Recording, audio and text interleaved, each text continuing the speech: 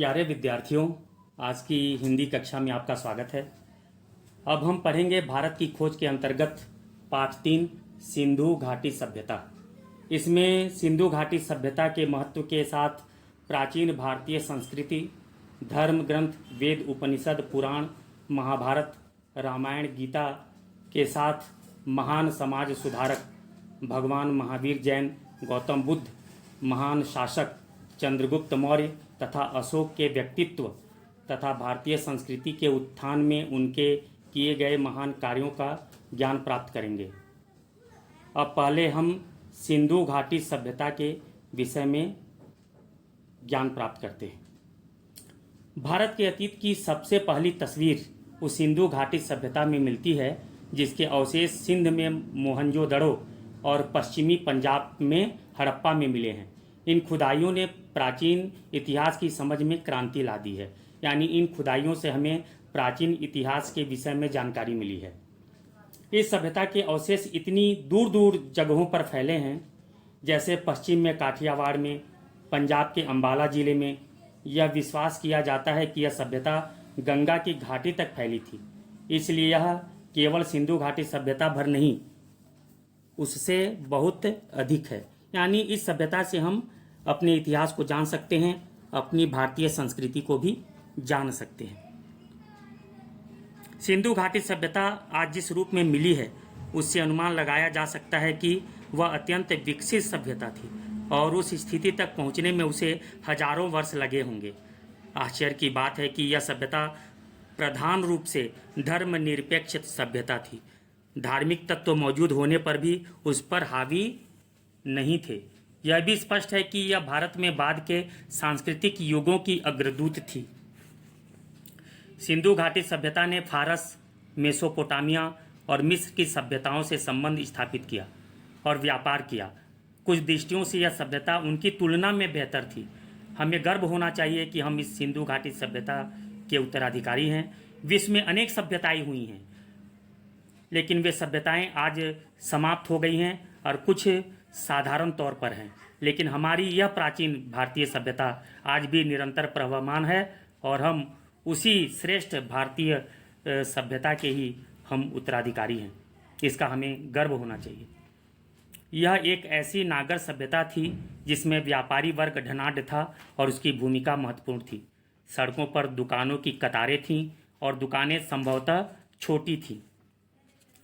सिंधु घाटी सभ्यता के ये लोग कौन थे और कहाँ से आए थे, इसका हमें अभी पता नहीं है। और ये कौन लोग हैं जिन्हें बाद में आर्य कहा गया। कुछ लोगों ने आर्य को बाहर से आया हुआ बताया और कुछ लोगों ने आर्यों को यहीं भारत का ही बताया। भारतीय विद्वानों ने यह प्रमाणित किया है कि आर्य कहीं किसी दूसरे स्थान से नहीं आए थे, वे यहीं भारत के ही निवासी थे। और कुछ लोग इन्हें बाहर से आया हुआ मानते हैं, लेकिन व्यावहारिक दृष्टि से उन्हें यहीं भारत का ही मान लेते हैं। यह संभावना भी है कि इनकी संस्कृति इसी देश की संस्कृति थी। उसकी जड़ें और शाखाएं दक्षिण भारत में भी मिल सकती हैं। कुछ विद्वानों को इन लोगों और दक्षिण भारत की द्रविड़ जातियों एवं संस्कृति के बीच अनिवार्य समानता दिखाई पड़ती है। हम दक्षिण भारत के लोगों को द्रविड़ कहते हैं और उत्तर भारत के लोगों को आर्य कहा जाता है। यानी भारत की संस्कृति आर्य और द्रविड़ संस्कृति मानी जाती है, लेकिन मूलतः दोनों एक ही हैं। यदि प्राचीन समय में कुछ लोग भारत में आए भी थे, तो यह घटना मोहनजोदड़ो के समय से कई वर्ष पहले घटी होगी। व्यावहारिक दृष्टि से हम उन्हें भारत के ही निवासी मान सकते हैं। यानी पंडित जवाहरलाल नेहरू जी यह मानते हैं कि यदि बाहर से भी अगर कुछ जातियां आई होंगी जिन्हें बाद में आर्य कहा गया, तो भी हम उन्हें यहीं का मान सकते हैं। व्यावहारिक दृष्टि से वे भारत के ही निवासी हैं। सिंधु घाटी की सभ्यता के बारे में कुछ लोगों का कहना है कि उसका अंत अकस्मात किसी ऐसी दुर्घटना से हो गया जिसकी कोई व्याख्या नहीं मिलती। सिंधु नदी अपनी भयंकर बाढ़ों के लिए प्रसिद्ध है, जो नगरों और गांवों को बहा ले जाती है। यह भी संभव है कि मौसम के परिवर्तन से धीरे धीरे जमीन सूखती गई हो और खेतों पर रेगिस्तान छा गया हो। मोहनजोदड़ो के खंडहर अपने आप में इस बात का प्रमाण है कि बालू की तह पर तह जमती गई, जिससे शहर की जमीन की सतह ऊंची उठती गई और नगरवासियों को मजबूर होकर पुरानी नींवों पर ऊंचाई पर मकान बनाने पड़े। यानी चारों तरफ बालू जम गया और बालू जम जाने के कारण वहाँ के निवासियों ने जो पुरानी जो नींव थी उसके ऊपर मकान बना लिया और वे मकान थोड़े ऊंचे बन गए। खुदाई में निकले कुछ मकान तो 2 या 3 मंजिले जान पड़ते हैं। यानी हम यह मान सकते हैं कि सिंधु घाटी सभ्यता में 2 या 3 मंजिले मकान भी थे। यानी उस समय के लोग 2-3 मंजिल मकान बनाना भी जानते थे। वे इस बात का सबूत है कि सतह के ऊंचे उठने के कारण समय समय पर उनकी दीवारें भी ऊंची उठाई गई हैं। यानी दीवारें ऊंची उठाई गई जिससे कि बालू का सतह जो जमता गया उससे मकान ऊंचे हो जाएं। हम जानते हैं कि सिंधु का सूबा पुराने समय में बहुत समृद्ध और उपजाऊ था। यानी सिंध का सूबा यानी सिंध प्रांत जो सिंधु नदी के किनारे बसा हुआ है, तो सिंधु के कारण वह क्षेत्र समृद्ध और उपजाऊ था। पर मध्य युग के बाद वह ज़्यादातर रेगिस्तान रह गया। लेकिन जो उस समय उपजाऊ और समृद्ध हुआ करता था, जब मध्य युग आया तब उस समय बालू के सतह जमते चले गए और ज़्यादातर भाग रेगिस्तान बन गया। अब हम वेद पुराण के विषय में समझते हैं, क्योंकि ये भारतीय संस्कृति की अनमोल धरोहर हैं। इन्हीं से हम भारतीय संस्कृति को भलीभांति समझ सकते हैं। सिंधु घाटी सभ्यता की खोज से पहले यह समझा जाता था कि हमारे पास भारतीय संस्कृति का सबसे पुराना इतिहास वेद है। वैदिक युग के काल निर्धारण के बारे में बहुत मतभेद रहा है। मैंने अनेक विद्वानों ने वेद के समय को निर्धारण करने की कोशिश की है। वैदिक युग यानी वेद का युग, जिस समय वेद लिखे गए उस समय के युग को वैदिक युग कहा जाता है। प्राचीन यूरोपीय विद्वानों ने भी और भारतीय विद्वानों ने भी इसके ऊपर खोज की। यूरोपीय विद्वानों ने अपने हिसाब से वेद के समय का निर्धारण किया और भारतीय विद्वानों ने अपने हिसाब से। लेकिन ज़्यादातर विद्वान मानते हैं कि वेद में प्राचीन वेद यानी सबसे पहला वेद ऋग्वेद, इसकी ऋचाओं का समय ईसा पूर्व 1500 है। पर मोहनजोदड़ो की खुदाई के बाद से इन आरंभिक भारतीय धर्म ग्रंथों को और पुराना साबित करने की प्रवृत्ति बढ़ गई है। यानी अब यह साबित करने की कोशिश हो रही है कि यह प्राचीन धर्म ग्रंथ यानी वेद मोहनजोदड़ो की खुदाई यानी मोहनजोदड़ो की सभ्यता से भी बहुत पुराने हैं। वस्तुतः यह हमारे पास मनुष्य के दिमाग की प्राचीनतम उपलब्ध रचना है। मैक्स मूलर ने इसे आर्य मानव के द्वारा कहा गया पहला शब्द कहा है। यानी हम यह कह सकते हैं कि वेद भारत ही नहीं विश्व की प्राचीन रचना है। विश्व की प्राचीन रचनाओं में मनुष्य की मेधा का यह जीवंत उदाहरण है। यानी मनुष्य की जो मेधा है, मनुष्य की बुद्धि, मनुष्य का उच्चतम विचार, हम उसे वेद में देख सकते हैं, वेद के द्वारा समझ सकते हैं। बहुत से हिंदू वेदों को प्रकाशित धर्म ग्रंथ मानते हैं। उनका असली महत्व इस बात का उद्घाटन करने के कारण है कि विचारों की आरंभिक अवस्था में मानव मस्तिष्क ने कैसे अपने को व्यक्त किया था। वह मस्तिष्क सचमुच कितना अद्भुत था। वेद की उत्पत्ति विद धातु से हुई है, जिसका अर्थ है जानना। अतः वेद का सीधा साधा अर्थ है अपने समय के ज्ञान का संग्रह। यानी वेद किसी एक ऋषि ने नहीं लिखी या किसी एक महान आर्य ने नहीं लिखी, बल्कि वेद को अनेक ऋषियों ने, अनेक ऋषियों के मंडल ने समय समय पर लिखा है, समय समय पर उस समय के विचारों का संग्रह किया है। इसलिए हम कह सकते हैं कि वेद महान मस्तिष्क के द्वारा संग्रहित विचार हैं, या यूँ कह सकते हैं कि विचारों का संग्रह है। उनमें न मूर्ति पूजा है न देव मंदिर।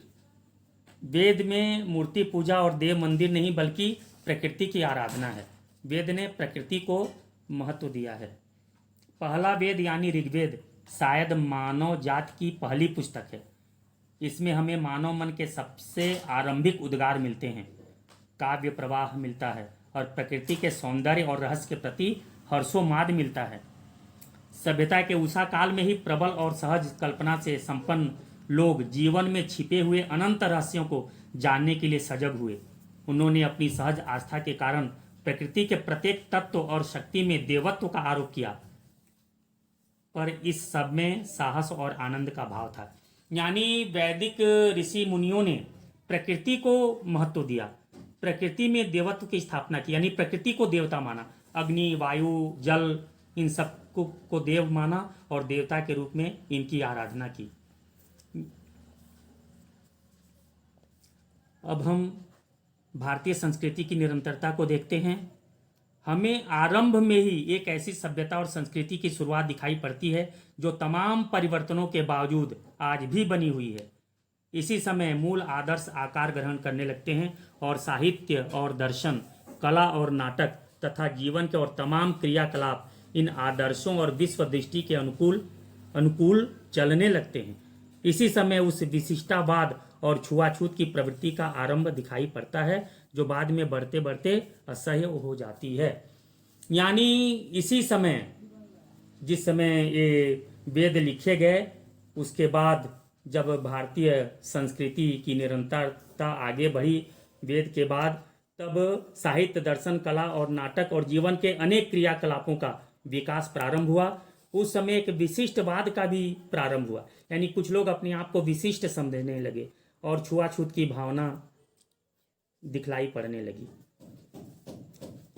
यह जो छुआछूत की भावना है, यही प्रवृत्ति आधुनिक युग की जाति व्यवस्था है।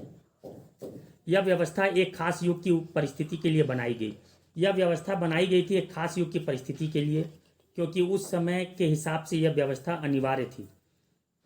इसका उद्देश्य था उस समय की समाज व्यवस्था को मजबूत बनाना और उसे शक्ति और संतुलन प्रदान करना।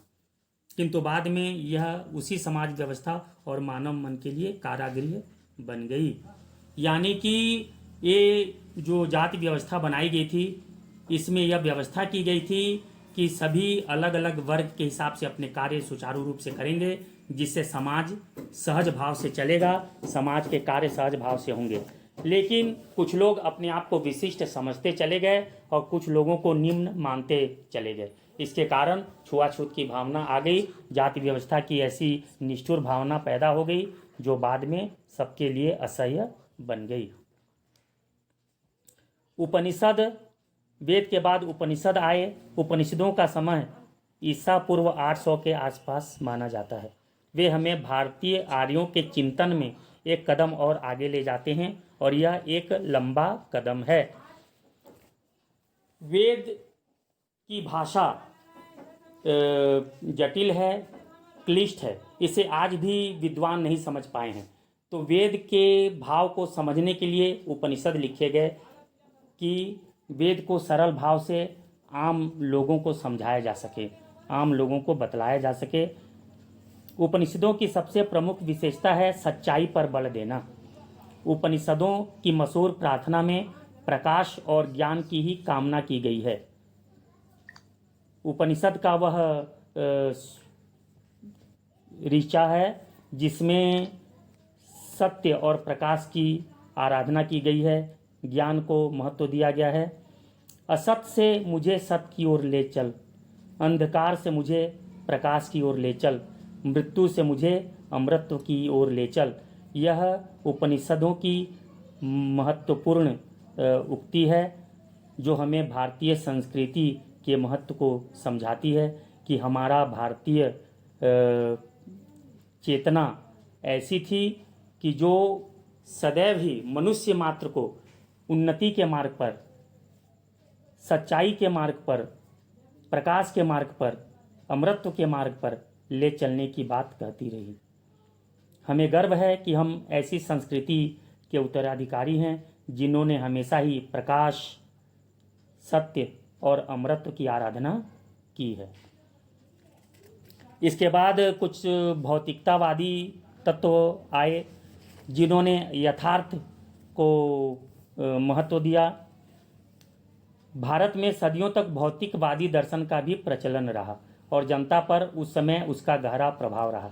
राजनीतिक और आर्थिक संगठन पर ईसा पूर्व 4वीं शताब्दी में रचित कौटिल्य की प्रसिद्ध रचना अर्थशास्त्र में इसका उल्लेख भारत के प्रमुख दार्शनिक सिद्धांत के रूप में किया गया है।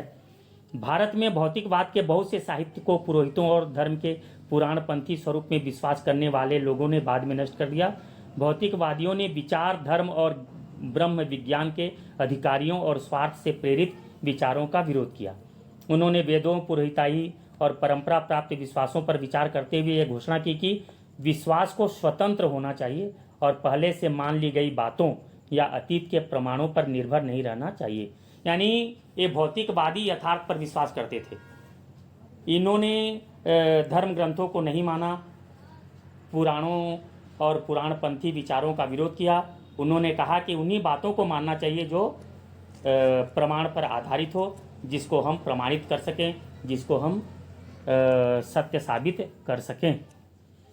इसके बाद प्राचीन भारत के महाकाव्य हुए हैं रामायण और महाभारत। इनका भी रूप ग्रहण करने में सदियां लगी।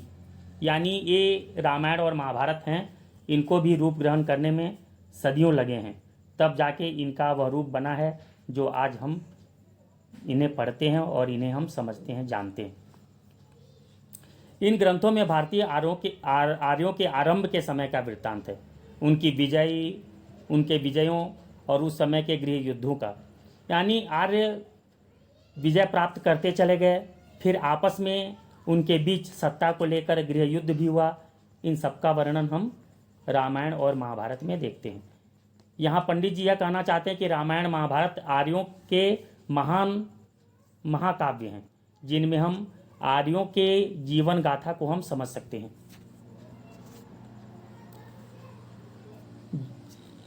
जब वे अपना विस्तार कर रहे थे, यानी ये रामायण और महाभारत में हम जो कथा हम पढ़ते हैं, जानते हैं, ये आर्यों की कथा है और आर्य अपने विजयों और गृह युद्धों का विस्तार कर रहे थे, अपनी स्थिति को मजबूत कर रहे थे और उनकी यही जो कथा है हम इन दो प्राचीन महाकाव्य में हम स्पष्ट रूप से देख सकते हैं। ये दो महाकाव्य प्राचीन हैं, लेकिन प्राचीन होने के बाद भी भारतीयों के जीवन पर आज भी इनका जीवंत प्रभाव दिखाई पड़ता है। ये दोनों ग्रंथ भारतीय जीवन का अंग बन गए हैं। भारतवर्ष के किसी भी क्षेत्र में हम चले जाएं, वहाँ हम रामायण और महाभारत ग्रंथ को अवश्य प्राप्त करेंगे। भारत की विभिन्न भाषाओं में इन ग्रंथों का लेखन हुआ है, इन ग्रंथों का अनुवाद हुआ है। भारतीय संस्कृति इन ग्रंथों के बिना जीवित नहीं रह सकती। भारतीय संस्कृति को हम इन ग्रंथों के बिना नहीं मान सकते। तो ये ग्रंथ भारतीय संस्कृति की अनमोल धरोहर हैं। भारत का कोई भी ऐसा क्षेत्र नहीं है जो जहाँ ये ग्रंथ हमें न मिल जाएं। भारत का कोई भी ऐसा व्यक्ति नहीं है जो इन ग्रंथों के विषय में न जानता हो। महाभारत के विषय में कहा जाता है कि यह विश्व का सर्वश्रेष्ठ रचना है। यह कृति परंपरा और दंत कथाओं का तथा प्राचीन भारत की राजनीति और सामाजिक संस्थाओं का विश्वकोश है। यानी महाभारत में वह सब कुछ है जो प्राचीन भारत में, या यूँ कहें कि आज भी आधुनिक भारत में हो रहा है या विश्व में हो रहा है। यानी विश्व में जो भी चीज़ें, चाहे वह राजनीतिक हों चाहे सामाजिक हों, जो भी चीज़ें घटित हैं वे सारी की सारी हम महाभारत में हम देख सकते हैं।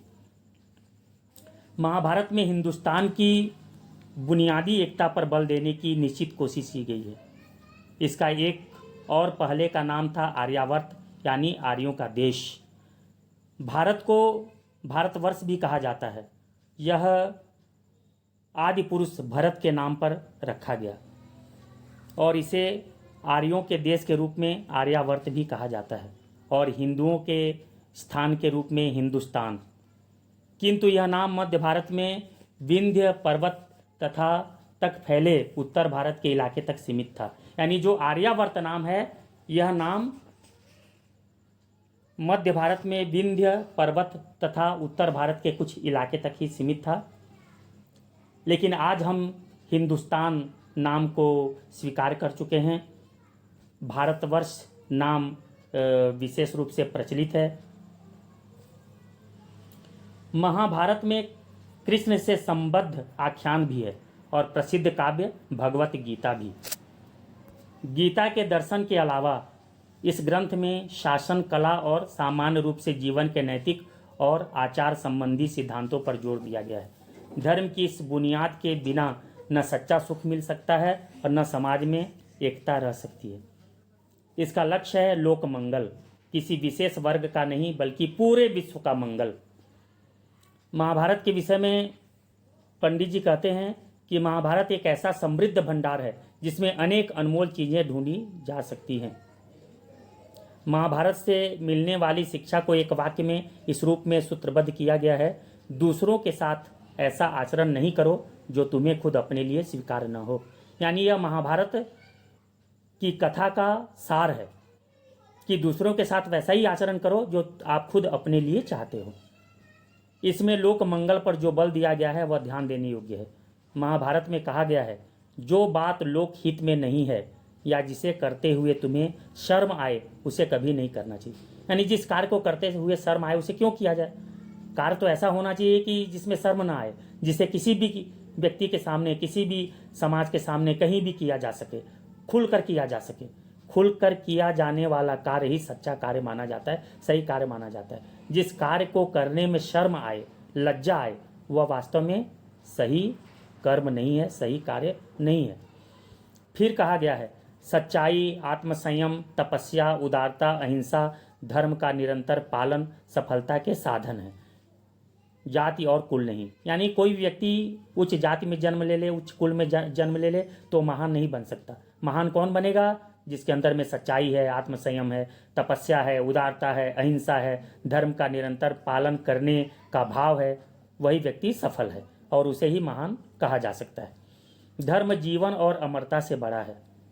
सच्चे आनंद के लिए दुख भोगना आवश्यक है। देखिए, गीता में कहा गया है कि सच्चे आनंद के लिए दुख भोगना आवश्यक है। यदि व्यक्ति दुख भोगेगा तब जाके वह सच्चा आनंद प्राप्त कर सकता है। धन के पीछे दौड़ने वाले पर व्यंग किया गया है। रेशम का कीड़ा अपने धन के बोझ से ही मरता है। और अंत में एक जीवित और विकासशील जनता के लिए आदेश है, असंतोष प्रगति का प्रेरक है। यानी व्यक्ति अगर असंतोषी बना रहेगा तो वह प्रगति कर सकेगा, वह रुकेगा नहीं बल्कि प्रगति के नए नए साधन की तलाश कर सकेगा। जैसा आजकल कहा जाता है कि आवश्यकता आविष्कार की जननी है, माने आवश्यकता के लिए आविष्कार किए जाते हैं। तो यहाँ महाभारत में भी कहा गया है कि असंतोष प्रगति का प्रेरक है। भगवत गीता महाभारत का अंश है। यह 700 श्लोकों का एक छोटा सा काव्य है। इसकी रचना बौद्ध काल से पहले हुई थी। तब से अब तक इसकी लोकप्रियता और प्रभाव कम नहीं हुआ। आज भी भारत में इसके प्रति पहले जैसा आकर्षण बना हुआ था और बना हुआ है। विचार और दर्शन का हर संप्रदाय इसे श्रद्धा से देखता है और अपने ढंग से इसकी व्याख्या करता है। यानी बौद्ध काल से पहले इसकी रचना हुई, हजारों वर्ष बीत गए, लेकिन आज भी लोग भगवत गीता को उतना ही आदर की दृष्टि से देखते हैं। आज भी लोगों में इसका आकर्षण बना हुआ है। केवल एक समुदाय विशेष नहीं बल्कि सभी समुदाय के लोग, सभी दर्शन के लोग इसे श्रद्धा के भाव से देखते हैं और अपने अपने ढंग से इसकी व्याख्या करते हैं।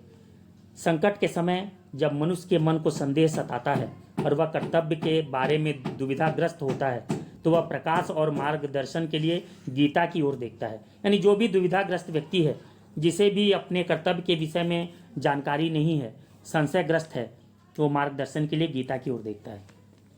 क्योंकि यह संकट काल के लिए लिखी गई कविता है, राजनीतिक और सामाजिक संकट के लिए और उससे भी अधिक मनुष्य की आत्मा के संकट के लिए। यानी मनुष्य आत्मिक रूप से भी अगर दुविधाग्रस्त हो जाए तो वह गीता को देखेगा, गीता से ज्ञान प्राप्त करेगा, गीता से उसे मार्गदर्शन मिलेगा।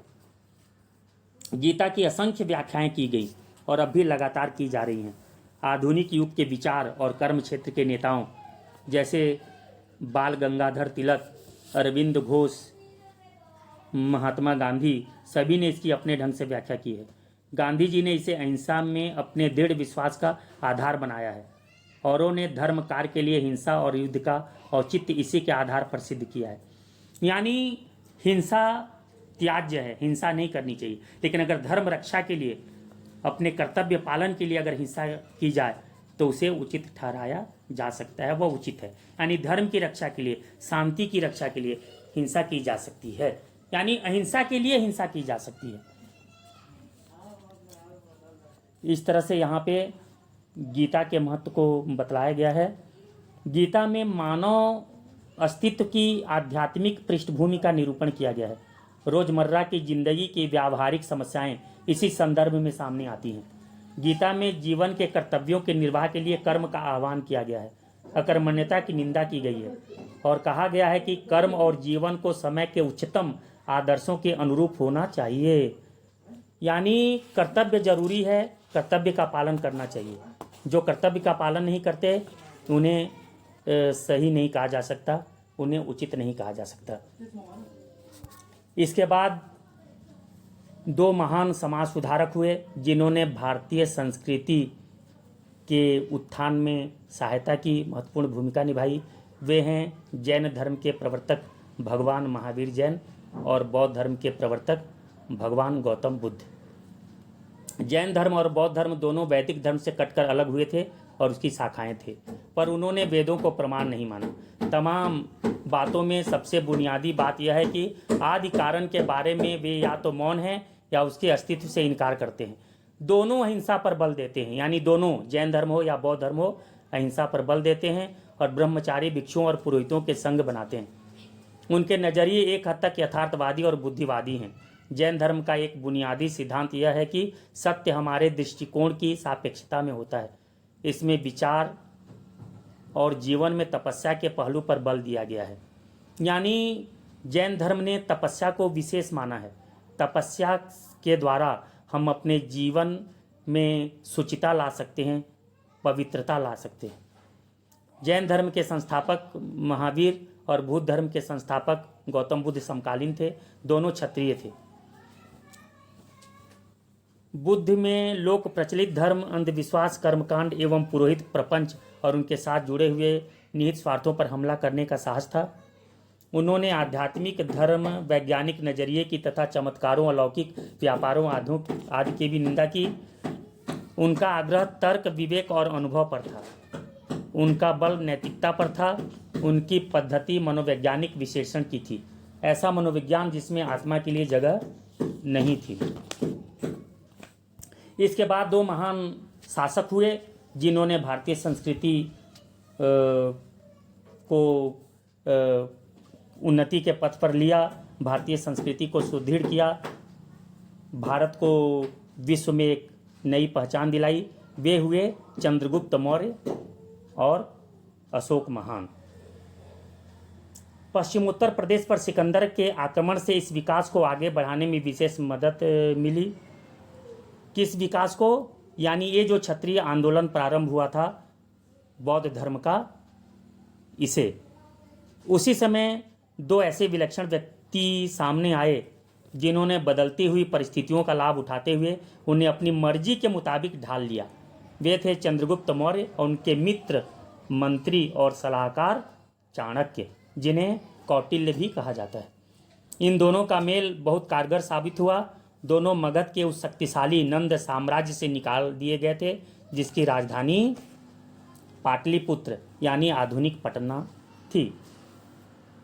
चंद्रगुप्त और चाणक्य ने राष्ट्रीयता का पुराना पर चिर नवीन नारा बुलंद करके विदेशी आक्रमणकारी के विरुद्ध लोगों को उत्तेजित किया, यानी लोगों का संगठन किया जिससे कि वे विदेशी आक्रमणकारी सिकंदर को दूर हटा सकें। यूनानी सेना को खदेड़कर तक्षशिला पर अधिकार कर लिया गया। राष्ट्रीयता की पुकार सुनकर बहुत से लोग चंद्रगुप्त के साथ हो गए और उन्हें साथ लेकर चंद्रगुप्त पटना तक पहुंच गया। सिकंदर की मृत्यु के 2 ही वर्ष में उसने पाटलिपुत्र पर अधिकार करके मौर्य साम्राज्य की स्थापना की। लिखित इतिहास में पहली बार एक विराट केंद्रीय राज्य की स्थापना हुई। पाटलिपुत्र इस महान साम्राज्य की राजधानी थी। यानी चंद्रगुप्त मौर्य और चाणक्य ने मिलकर भारत को एक विशाल अखंड राष्ट्र के रूप में परिवर्तित कर दिया। भारत की सीमाएं विदेशों तक फैल गईं और भारत विराट राष्ट्र बन गया। इसके बाद अशोक आए। 273 ईसा पूर्व में अशोक इस महान साम्राज्य का उत्तराधिकारी बने। इससे पहले वह पश्चिमोत्तर प्रदेश का शासक रह चुके थे जिसकी राजधानी विश्वविद्यालय की नगरी तक्षशिला थी। उस समय साम्राज्य के भीतर भारत का बहुत बड़ा भाग आ गया था और उसका विस्तार मध्य एशिया तक हो चुका था। केवल दक्षिण पूर्व और एशिया का एक भाग उसके अधिकार क्षेत्र में नहीं आ पाए थे। कलिंग के लोगों के साथ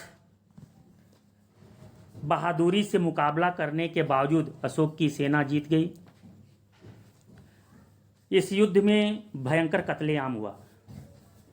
अशोक के विषय में कहा जाता है कि वे पहले निष्ठुर थे, इसलिए उन्हें चंडाशोक कहा गया। बाद में वे धर्म के मार्ग पर चले और लोगों ने उन्हें धर्म पुरुष के रूप में स्वीकार किया, धार्मिक शासक के रूप में स्वीकार किया और इन्हें धर्माशोक कहा गया। इनके जीवन में परिवर्तन आया कलिंग युद्ध से। कलिंग जिसे आज हम उड़ीसा के नाम से जानते हैं। तो कलिंग के लोगों ने बहादुरी के साथ अशोक का मुकाबला किया, लेकिन इस युद्ध में अशोक की सेना जीती। इस युद्ध में भयंकर कत्लेआम हुआ, लाखों की संख्या में लोग मारे गए, बच्चे अनाथ हुए, स्त्रियां विधवा हो गईं।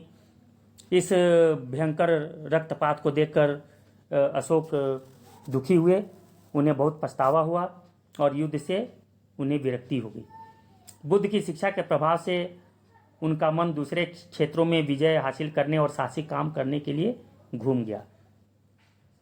इस अद्भुत शासक ने, जिसे आज भी भारत और एशिया के बहुत से दूसरे भागों में प्यार से याद किया जाता है, अपने आप को बुद्ध की शिक्षा के प्रचार में, नेकी और सद्भाव के काम में तथा प्रजा के हित के लिए सार्वजनिक कार्यों के प्रति समर्पित कर दिया। यानी वे धर्माशोक बन गए। उन्होंने धर्म का प्रचार किया।